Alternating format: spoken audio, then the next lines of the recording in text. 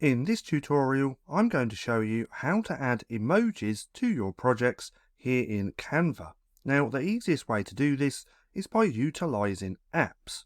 So, if we come over to the left-hand side, click on apps just here, come up to the search bar and type in emoji, click enter. We now have a few different options. Now, this first one is the one that we're going to use.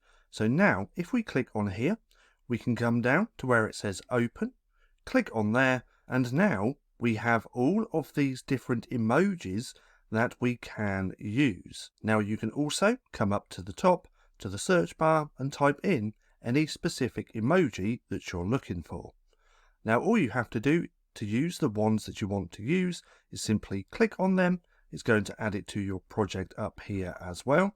And the great thing about these emojis is that we can also change the colors up the top with the color section just here. So if we click on any of these, let's click on this one, let's click on the heart, and let's click on this one just here. And again, if we look up to the top at the color section, we have the option to change the colors on all of these emojis. So that's how to add an emoji here in Canva.